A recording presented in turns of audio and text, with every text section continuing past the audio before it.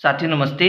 तो आज हम कार्यपत्रक 19 करेंगे जिसकी दक्षता है पूर्णांक संख्याओं की समझ बना पाना। यानी हमें समझना है कि ये पूर्णांक संख्याएं क्या होती है।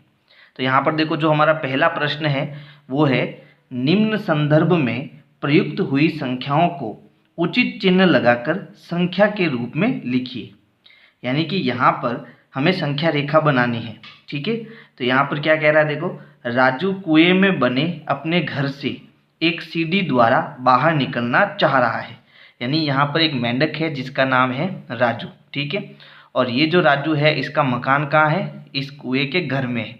ठीक है, अब आगे क्या कह रहा है प्रश्न, लेकिन सीढ़ी पानी में होने के कारण वह बार बार फिसल रहा है। अब ये जो सीढ़ी है वो पानी में है और पानी में होने के कारण ये जो राजू है वो बार बार इसमें फिसल रहा है।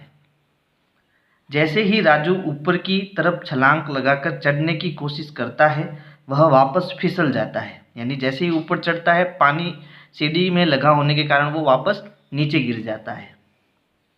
वह लगातार कोशिश कर रहा है। वह हर छलांग में 2 पायदान ऊपर चढ़ता है लेकिन फिसलने के कारण एक पायदान नीचे आ जाता है। यानी जब ऊपर जाता है तो 2 छलांग मारता है और नीचे आता है तो केवल एक पायदान ही नीचे आता है। ठीक है, पानी के तल के पायदान को अगर हम 0 माने तो उससे ऊपर के पायदान को हम बढ़ते क्रम में 1 2 3 इस प्रकार से हम इसकी सीढ़ियाँ लिख सकते हैं के रूप में समझ सकते हैं। ठीक इसी तरह पानी के तल के घटते क्रम में -1 -2 -3 इस प्रकार के रूप में पायदानों की संख्या को समझ सकते हैं। यानी कि हमें यहाँ पर देखो क्या दिया है, एक सीढ़ी दी है। ठीक है, और यहाँ पर पानी का तल जो है वो कहाँ पर है, 0 पर। अब पानी का तल जो है वो 0 है। अब 0 के ऊपर जाते हैं तो सारी प्लस की संख्या 1 2 3 4 इस प्रकार के प्लस की संख्या जो है वो 0 के ऊपर है और 0 के नीचे सारी माइनस की संख्या -1 -2 -3 4 ऐसे। ठीक है, अब यहाँ पर क्या है कि जब राजू छलांग ऊपर की तरफ मारता है तो वो सीधे 2 कदम जाता है, 2 कदम ऊपर जाता है और नीचे छलांग मारता है तो 1 कदम नीचे आता है। ठीक है, तो ये हमने संख्या रेखा बना ली। इसी को हम क्या कहते हैं, संख्या रेखा कहते हैं। अब यहाँ पर इसके कुछ प्रश्न हैं, उनके हम उत्तर देंगे।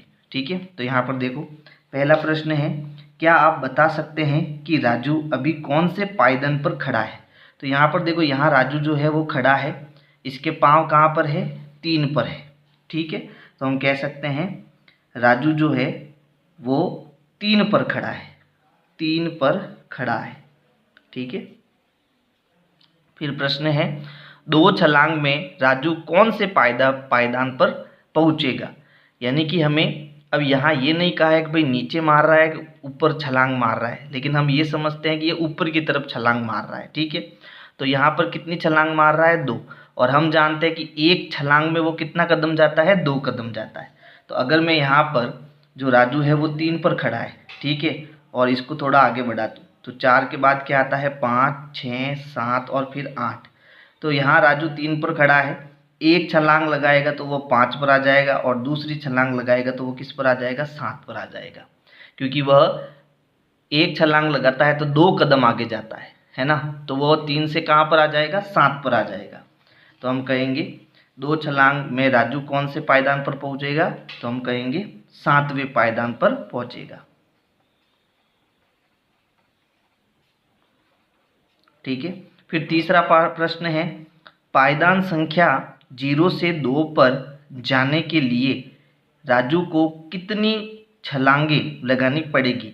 यानी अब वो 0 पर है, ठीक है, ऐसा मान लो, और उसको कहाँ जाना है, 2 पर जाना है। ठीक है, तो उसने कितनी छलांग लगानी पड़ेगी, केवल 1 छलांग लगानी पड़ेगी। भाई 0 से 2 पर जाना है तो उसे कितनी छलांग लगानी पड़ेगी, 1 छलांग लगानी पड़ेगी। फिर है, -5 से 0 तक पहुंचने में राजू को कितनी छलांगें लगानी पड़ेगी। तो वापस हम इस संख्या रेखा पर आ जाते हैं। देखो, -4 के बाद क्या आता है, -5 आता है।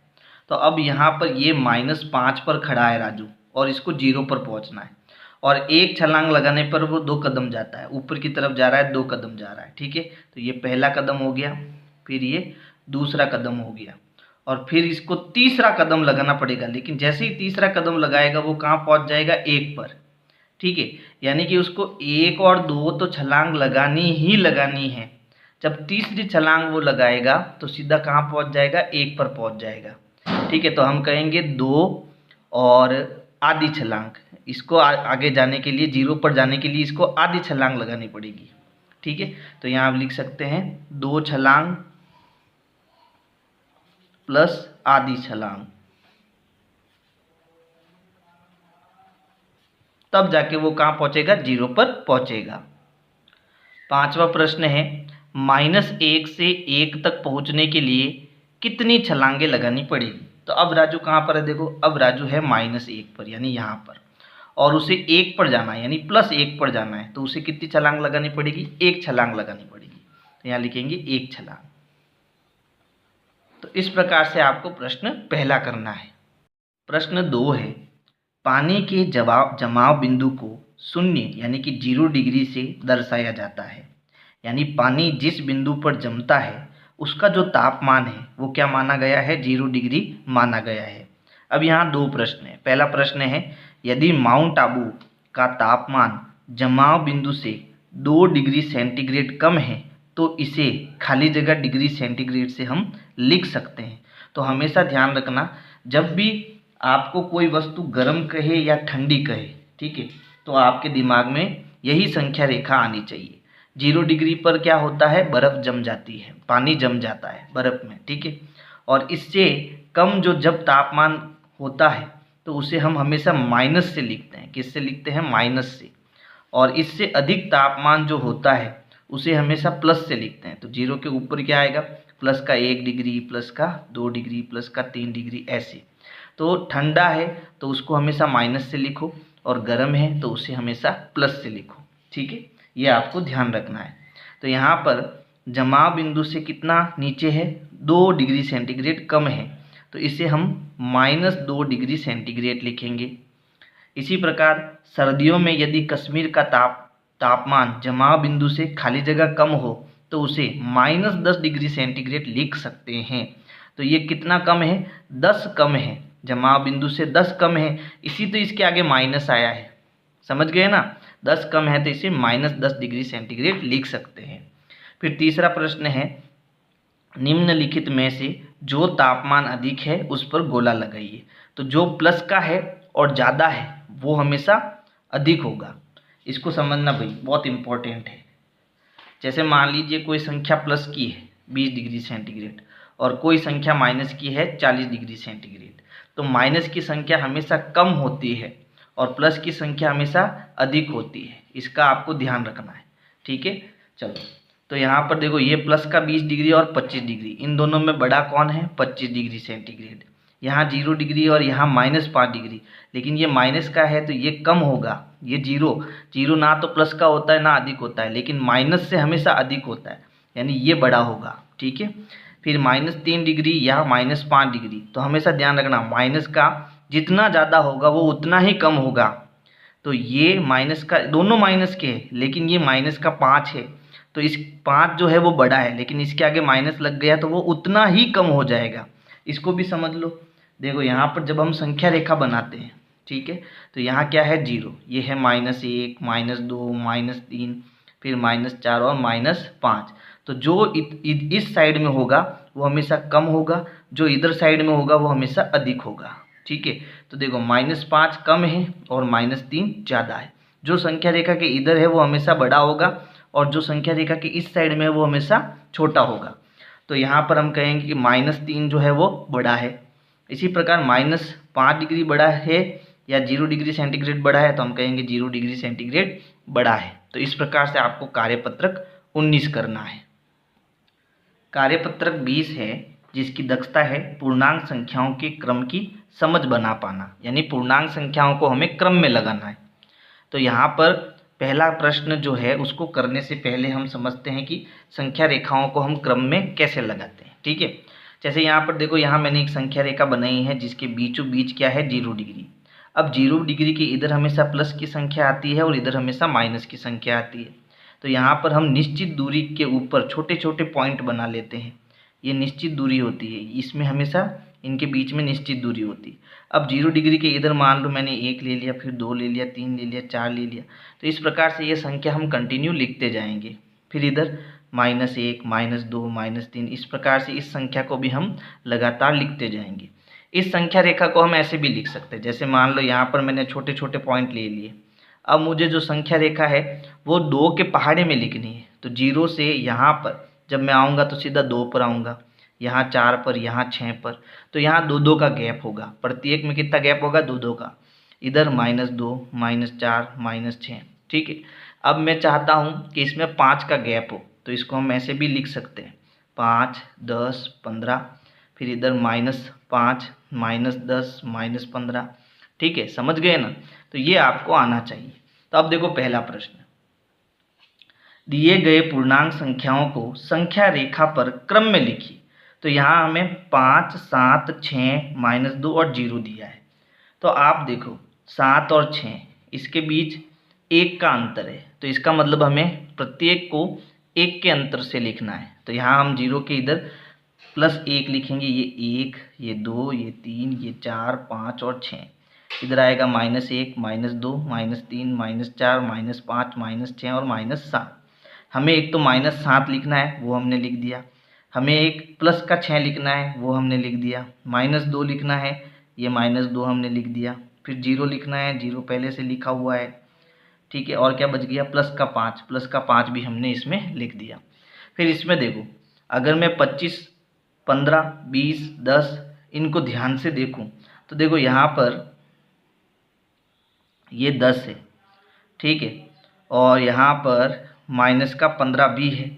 यानी हम कह सकते हैं कि प्रत्येक में 5-5 का गैप होना चाहिए, है ना।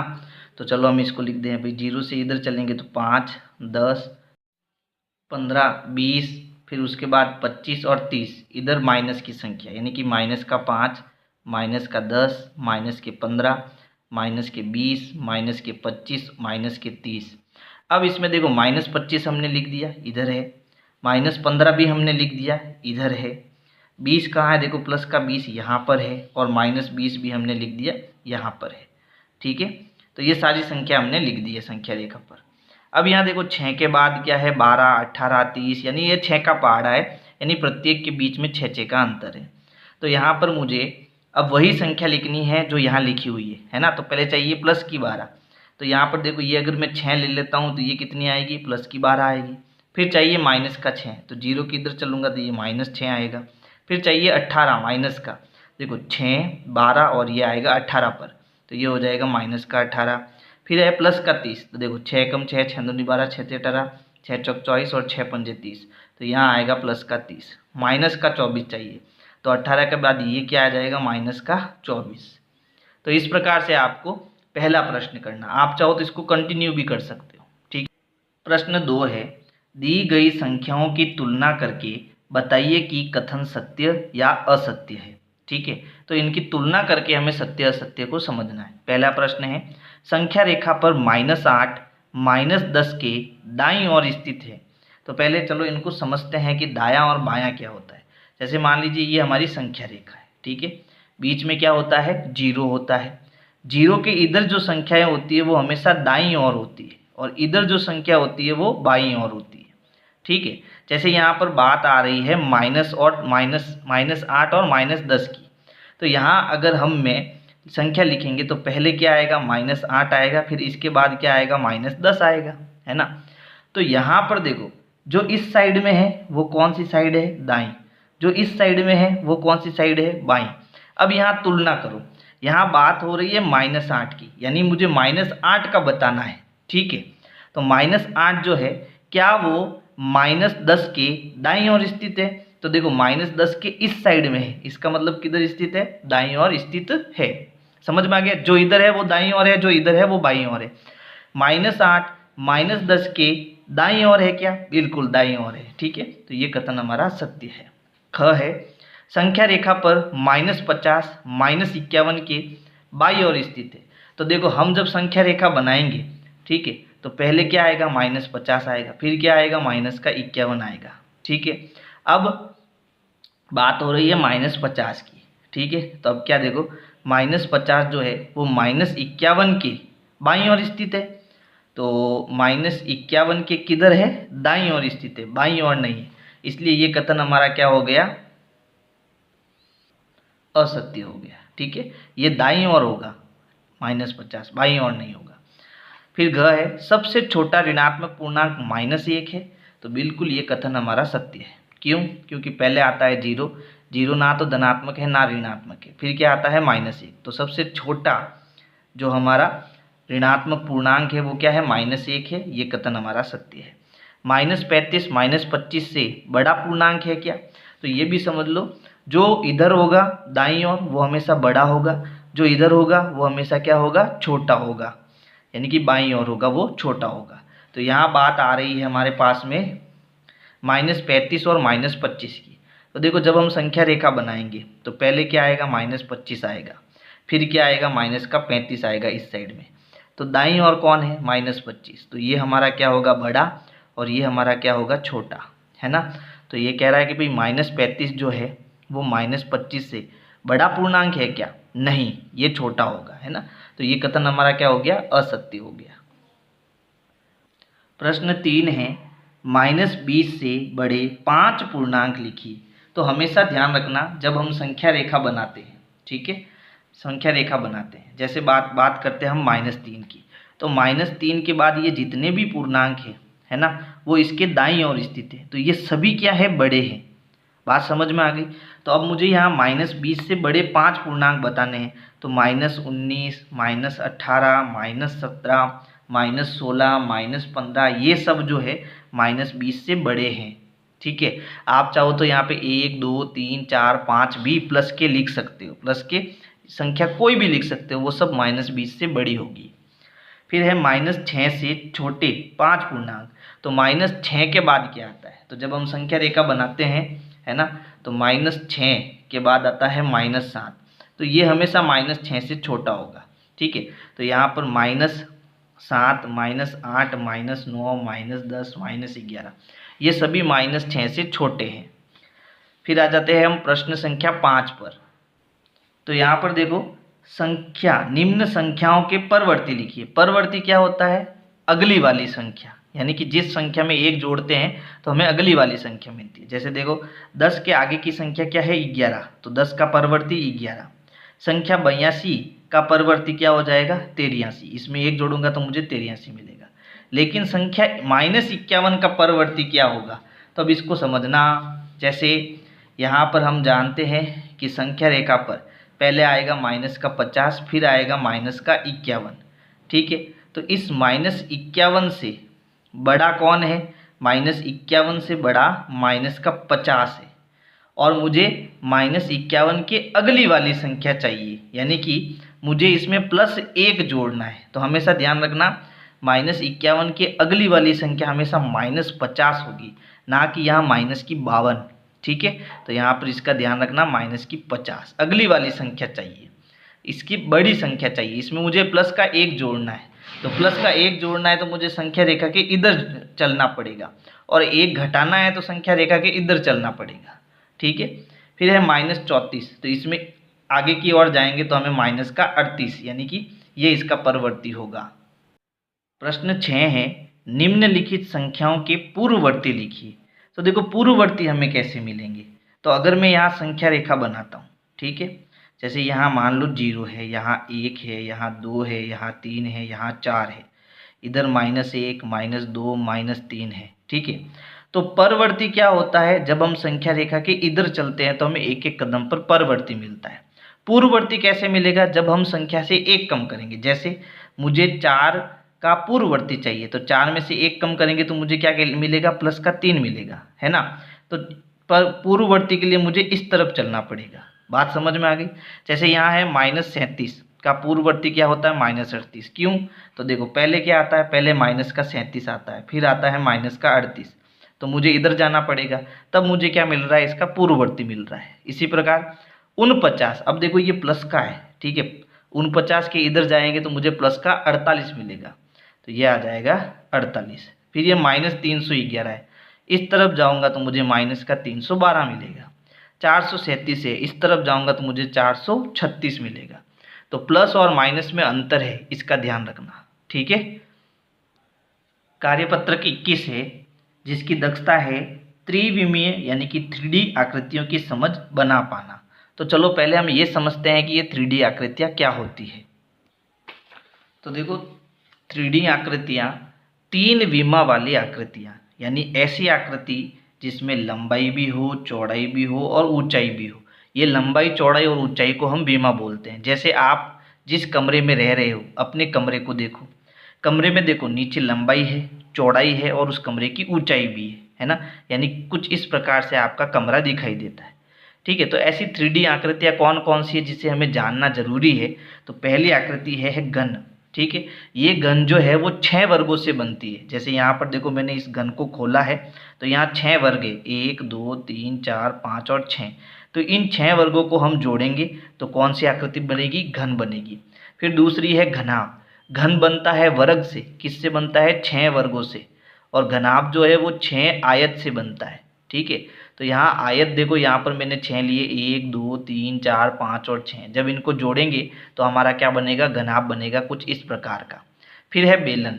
तो देखो बेलन में क्या होता है, बीच में आयताकार भाग होता है और इसके दोनों तरफ वर्ग होते हैं। जब इनको हम जोड़ते हैं तो क्या, कौन सी आकृति बनेगी, हमारी बेलन बनेगी। फिर है शंकु। जैसे जोकर की टोपी होती है उसको हम शंकु कहते हैं। और शंकु में देखो ये त्रिभुजाकार भाग है और इसके नीचे वृत्त है। ठीक है, जब इसको हम फोल्ड करेंगे तो हमारा शंकु बनेगा। फिर प्रिज्म। तो देखो इसमें प्रिज्म 2 प्रकार के हैं। पहला प्रिज्म है जो जिसमें त्रिभुज है और ये ऊपर उठा हुआ है। दूसरे में देखो नीचे हमारा वर्ग है ना, और ऊपर इसके जो है पृष्ठ दिए हुए हैं। तो ये 2 प्रकार के प्रिज्म है। अब हम करते हैं प्रश्न पहला। तो देखो पहला प्रश्न है, नीचे दी गई त्रिविमीय 3D आकृतियों की उपयुक्त संरचना को छांटकर सही यानी कि राइट का निशान लगाइए। तो देखो यहाँ पर ये जो हमारी आकृति है वो क्या है, शंकु है ना। और ये शंकु किससे बनेगा, देखो इससे तो बेलन बनेगा, इससे घन बनेगा, यानी किससे बनेगा, इससे बनेगा। फिर जो घन है वो वर्ग से बनता है, 6 वर्गों से। तो देखो ये वर्ग नहीं है, ये बीच में वर्ग है लेकिन इसके अंदर वृत्त नहीं आते हैं। तो यहाँ देखो 1 2 3 4 5 6, यानी इससे हमारा क्या बनेगा, घन बनेगा। फिर इसी प्रकार देखो दूसरा प्रश्न। दूसरा प्रश्न है, नीचे दी गई त्रिविमीय यानी कि 3D आकृतियों को उनकी सही संरचना के साथ मिलान कीजिए। तो ये जो है हमारा क्या है, बेलन। ठीक है, और ये बेलन किससे बनेगा, तो इसको जब हम जोड़ेंगे तो बेलन बनेगा। फिर ये है क्या है, प्रिज्म है। ठीक है, ये है प्रिज्म, लेकिन ये कैसा है, त्रिभुज से बना हुआ प्रिज्म है। तो ये किससे बनेगा भाई, इससे बनेगा, क्योंकि इसमें देखो सारे ही हमारे पास त्रिभुज है। ठीक है, फिर इसके बाद देखो ये भी हमारा क्या है, प्रिज्म है, लेकिन नीचे देखो, नीचे क्या है, चतुर्भुज है ना। तो चतुर्भुज यहाँ देखो बीच में आ रहा है। ठीक है, तो इसको फोल्ड करेंगे तो हमारा ये वाला प्रिज्म बनेगा। फिर ये क्या है, ये घनाभ है। ठीक है, तो हमारा कौन सा बच गया, ये वाला। तो इसको जब हम फोल्ड करेंगे तो ये हमारा क्या बनेगा, घनाभ बनेगा। तीसरा प्रश्न है, नीचे दी गई संरचना में से किन किन से घन का निर्माण कर सकते हैं, उपयुक्त विकल्प पर सही यानी कि राइट का निशान लगाइए। तो देखो जब आप ऐसे पेपर कटिंग करोगे, ठीक है, और फिर आप इससे घन बनाने की कोशिश करोगे तो इससे घन नहीं बनेगा, इससे घन बन जाएगा और इससे भी घन नहीं बनेगा। आप ट्राई करना घर पर, आपको केवल ये बीच वाला ही घन बनेगा, इन दोनों से घन नहीं बनेगा। ठीक है, अब है कार्यपत्रक 22। ठीक है, तो इसमें भी हम क्या करेंगे, पहला प्रश्न है मिलान कीजिए, यानी हमें मिलाना है। तो सबसे पहले देखो घनाभ। घनाभ बनता है आयत से। तो हम इसको देखो यहाँ पर सारे हमारे पास क्या है, आयत है ना, 6 आयत से बनता है। तो इसको हम इससे मिलाएंगे। फिर है शंकु। शंकु जो है इस त्रिभुजाकार पेपर और इस वृत्त से बनेगा। फिर है बेलन। तो देखो बेलन इससे बनेगा और घन घन बनेगा 6 वर्ग से। तो ये हो गया हमारा पहला प्रश्न। अब आते हैं हम दूसरे प्रश्न पर। तो देखो दूसरा प्रश्न क्या है, दी गई आकृति को देखकर सारणी की पूर्ति कीजिए। तो यहाँ इधर हमें आकृति दी हुई है, इधर है फलक यानी समतल पृष्ठों की संख्या, शीर्षों यानी कि कोनों की संख्या और किनारों की संख्या। तो देखो यहाँ पर फलक यानी कि पृष्ठ क्या होते हैं। तो यहाँ पर आप इसको ऐसे समझो, जैसे ये माचिस है। ठीक है, ये माचिस हमारी क्या है, घनाभ है, घनाभ आकृति है इसकी। ठीक है, क्योंकि इसके पास 6 आयत है। अब इसके फलक क्या है, पृष्ठ क्या है। तो यहाँ पर देखो ये इसका पहला पृष्ठ है, ये पूरा यहाँ पर ये पृष्ठ है, इसका पहला फलक है, पृष्ठ है। फिर इसके नीचे ये दूसरा पृष्ठ है, इधर तीसरा पृष्ठ है, ये चौथा पृष्ठ हो गया, ये पांचवा पृष्ठ हो गया और ये छठा पृष्ठ हो गया। तो यहाँ पर फलक कितने हैं? टोटल 6 फलक है। पृष्ठों की संख्या कितनी है? 6। फिर शीर्ष यानी कि कोनों की संख्या, तो इसके देखो कोने कितने हैं? 1 2 3 4 5 6 7 और 8, तो इसके 8 कोने हैं। फिर किनारों की संख्या, तो देखो ये इसकी किनारे है, ये 1 2 3 4 5 6 7 8 9 10 11 और 12, तो इसकी कितनी किनारे हैं? 12 किनारे हैं। फिर देखो बेलन जो है उसमें कितने फलक है, कितने पृष्ठ है? तो यहाँ पर जो है, यहाँ पर देखो ये बेलन जैसी आकृति है ना, तो यहाँ पर देखो इसमें कितने पृष्ठ है? तो देखो एक तो ऊपर वाला पृष्ठ, दूसरा ये नीचे वाला पृष्ठ और तीसरा ये जो वक्र पृष्ठ है ये वाला है ना, ये पूरा गोल गोल ये पृष्ठ। तो इसमें टोटल 3 पृष्ठ है। कितने पृष्ठ है? 3। तो यहाँ पर 3 फलक हो जाएंगे। फिर यहाँ है शीर्ष यानी कि कोनों की संख्या, तो इसमें देखो शीर्ष यानी कोने है ही नहीं, इसमें मुझे किसी प्रकार का कोना दिखाई नहीं देगा क्योंकि ये वक्र भाग है ना, गोल गोल भाग है, तो इसमें कोने नहीं है, तो इसमें कोने 0 है। और किनारे कितनी है? तो इसमें आपको किनारे 2 दिखेगी। कौन सी? देखो एक तो ये किनार है और दूसरी ये किनार है, तो इसमें 2 किनारे आपको मिलेगी। फिर देखो यहाँ पर शंकु की बात करते हैं, तो शंकु में देखो एक हमारे पास शीर्ष है, एक शीर्ष है, फिर एक और ये दूसरा और तीसरा ये वाला जो है इसमें सिर्फ एक किनार है, किनार केवल एक ही है ना। और पृष्ठ कितने हैं? तो देखो एक तो ये नीचे वाला पृष्ठ और एक ये ऊपर वाला पृष्ठ, तो पृष्ठ इसके 2 है। फिर है घन, तो घन में जो घनाभ के है वही सेम है, पृष्ठ है 6, शीर्ष है 8 और किनारे है 12। अब है प्रश्न 3, तो प्रश्न 3 है नीचे दी गई वस्तुएं किस प्रकार के त्रिविमीय 3D आकृतियों के उदाहरण हैं? तो यहाँ है एक ज्यामिति बॉक्स, तो ज्यामिति बॉक्स जो होता है वो घनाभ आकृति का होता है, ठीक है। और गोल तरबूज, तो तरबूज जो होता है वो आपके गोला के जैसा होता है, गोला आकृति के जैसा, ठीक है। तो ये आपके हो गया कार्यपत्रक 22।